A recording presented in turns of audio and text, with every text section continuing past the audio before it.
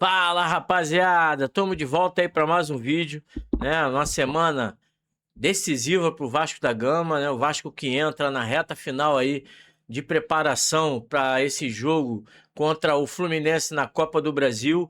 Muito papo, né? Muita lavagem de roupa suja para poder reunir ali os cacos depois dessa derrota melancólica para o Atlético Mineiro, onde o Vasco quase ficou de fora do campeonato da Copa Sul-Americana. Agora, as atenções estão viradas, né, para a Copa do Brasil, para essa decisão aí, o primeiro jogo. Então vamos dar aí uma olhada no que o pessoal da equipe F, né, do programa lá da ESPN, falou a respeito do Vasco e também do Fluminense. Vamos analisar aqui o que eles estão pensando do nosso Vascão. Zé, e o jogo de quinta-feira, o Clássico Carioca? Para você, há um favoritismo claro? É evidente que o momento do Fluminense é muito melhor, mas é outro campeonato, de repente o Vasco da Gama pode se encher de motivação para, mesmo tendo feito um campeonato brasileiro, mais um campeonato brasileiro sofrível, ainda terminar o ano disputando uma final de campeonato. Assim, boa noite, né? Como o Pascoal falou, amizade, boa noite, Plirra, Pascoal, o vovozinho, boa noite a todos que estão nos assistindo. Assim, tecnicamente, se você analisar pelo time, eu acho que o time do Fluminense é melhor. O momento do Fluminense é melhor. Mas aí você leva para uma outra competição, os duelos Zubeldia e Fernando Diniz com os times, do São Paulo, se eu não me engano, agora contra o Fluminense. Ele levou a melhor também. Levou a única também. Derrota do Zubeldia no Maracanã é que ele não era mandante, sim, foi para o Vasco da Gama 2-0. Então, assim, tem esse histórico. Vamos ver se o Zubeldia consegue, de certa forma, tentar mudar a forma de jogar para não ter essa, né, uma nova derrota. E ele cai no São Paulo numa derrota para o Vasco. Não, foi de 3-1. 3-1, né? Naquela, mas era para ter sido... muito mais, né? Muito mais. Mas eu acho assim, acho que o momento do Fluminense é melhor. Tem uma boa equipe, mas como eu falei, é difícil, Plirra. É difícil porque os times do Fernando Diniz, eles são instáveis, né? Tem dia que ele faz um grande jogo, tem dia que ele não consegue jogar, tem dia que os jogadores não têm aquela confiança necessária. E hoje depende muito, eu acho, exclusivamente de alguns jogadores em relação à estabilidade do time. Do Ryan, do Felipe Coutinho. Esses dois caras são caras que realmente precisam ali...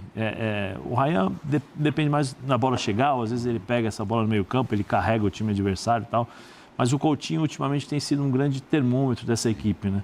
Porque ele consegue dosar, porque a equipe do Fernando normalmente é muito objetiva, né? Pega a bola objetivo, e o Coutinho consegue equilibrar um pouquinho mais para ter uma autonomia durante 90 minutos.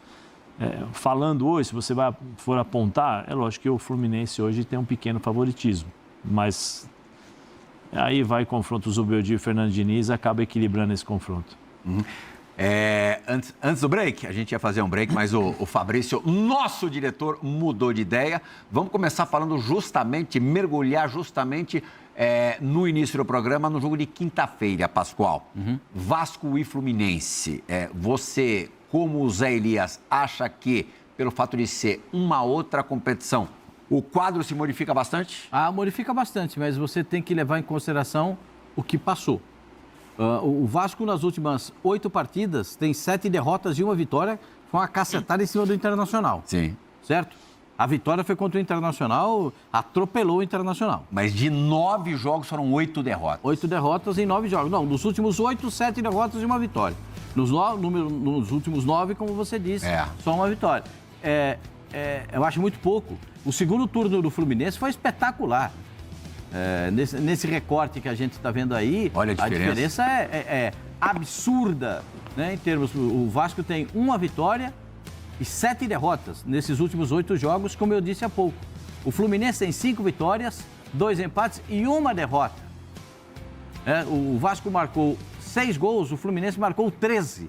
O Vasco sofreu 19 e o Fluminense sofreu 4.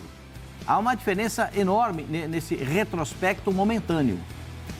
Agora, quando chega em fase decisiva de campeonato, cruzamentos de campeonato, chega em Copa do Brasil... Mata-mata, né? Mata-mata, que é esse momento que a gente vai viver, um jogo pode determinar. O Vasco pode estar num dia iluminado, o Fluminense não pode estar num dia que não seja tão iluminado, mas eu continuo com a minha visão. Buscando o retrospecto das duas partidas, eu aponto o Fluminense, o Cezinha vai ficar feliz, o amigo Luzinho, eu aponto o Fluminense como favorito de boca cheia, porque eu acho que o Fluminense está melhor enquadrado, o Thiago está de volta à zaga, o time está quase que completo, o Ganso voltou bem, tem muita coisa no Fluminense. Belo gol marcou, né? A gente pode elogiar e principalmente o Zubeldia, que faz um trabalho muito legal. Uhum. Quando a gente teve, né, Tetra, a definição dos dois como semifinalistas, quando a gente soube que os dois iriam se cruzar na Copa do Brasil, já nessa fase aguda do torneio, não imaginávamos que fosse acontecer uma desigualdade tão grande no Campeonato Brasileiro, né? Com certeza. E mesmo porque o Vasco, a gente viu o retrospecto dessa reta final do Vasco. Mas se a gente for ver alguns jogos atrás desse momento, o Vasco podia se classificar para a Libertadores. O Fluminense que classificou. O Fluminense está na fase de grupos da Libertadores, porque teve uma arrancada, consolidou o sistema de jogo Zubeldia, os jogadores realmente ganharam confiança. Mas um tempo atrás, o futebol que dizia-se que era até o melhor que estava sendo jogado era o do Vasco, Fernando Diniz. Vasco, se não me engano, ficou também numa sequência aí de 6, 7 jogos de vitórias, um empate. Foi uma sequência maravilhosa, empolgou o torcedor do Vasco. Aí começam os tropeços, principalmente dentro de São Januário, que não é encarado como um caldeirão, né? A torcida do Vasco sempre brilhante, sempre apoiando, né? Empurrando o time. E é esse Vasco que oscila que a gente fica na dúvida. Qual Vasco que vai jogar contra o Fluminense? Porque time por time, se comparar os 11 titulares de um lado e os 11 titulares... igual.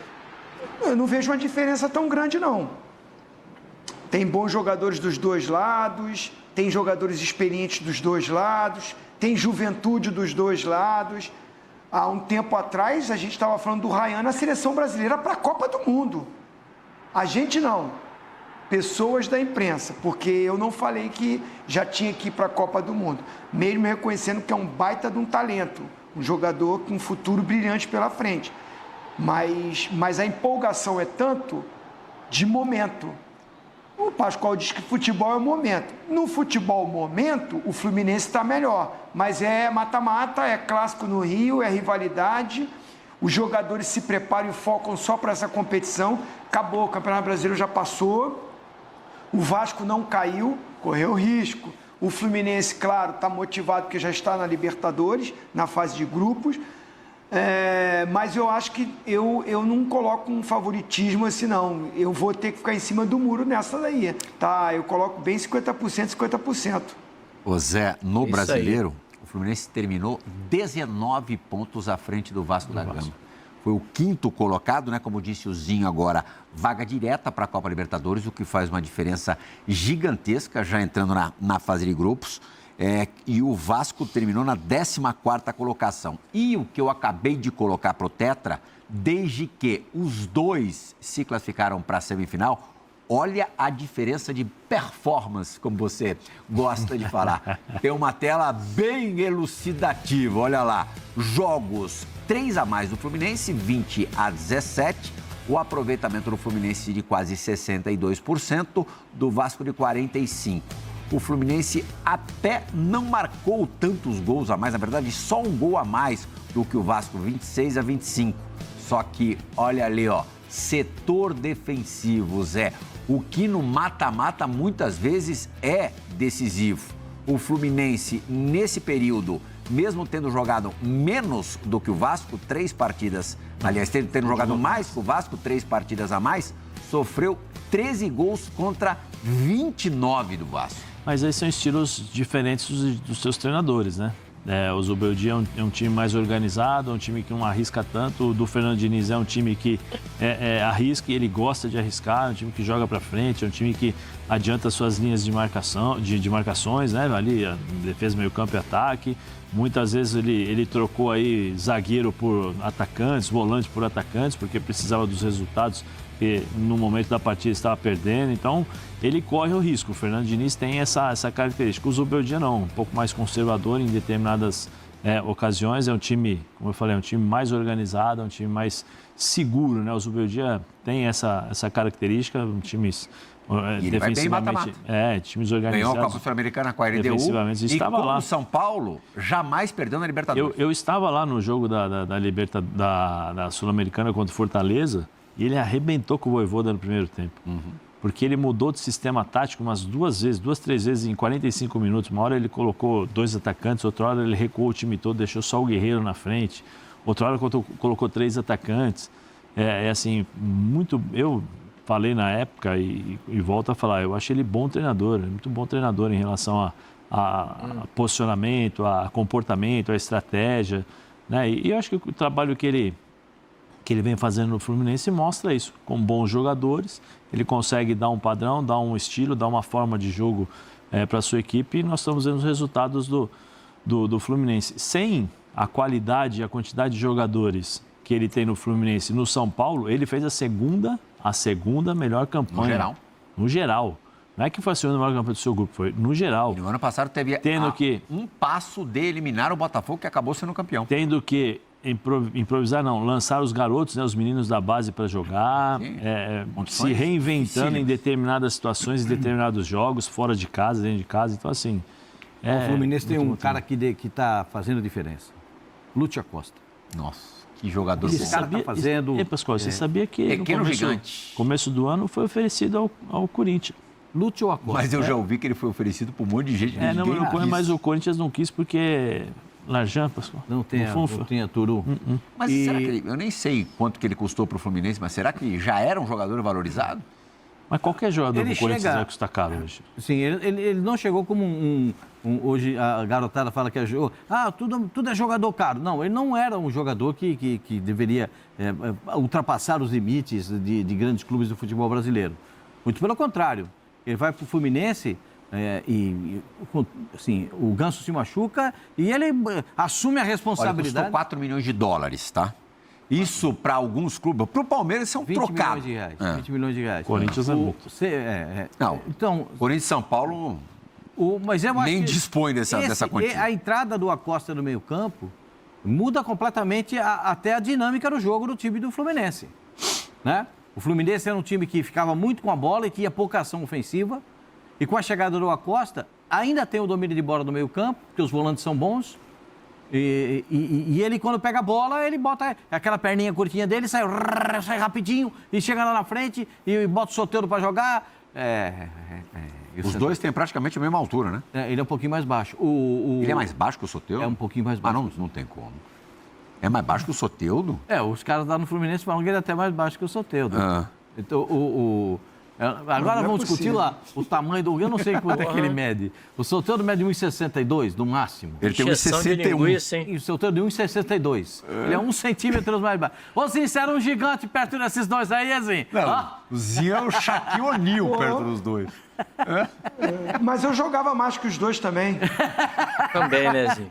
Eu gosto da sua modéstia, Zinho. É isso que me deixa feliz. É a sua modéstia. Certo. Mas acho que o Acosta mudou o time do Fluminense. Mudou mesmo. Claro, aí da opinião da equipe aí, dos componentes da equipe F, né? O Zinho, o Zé Elise e também o Pascoal.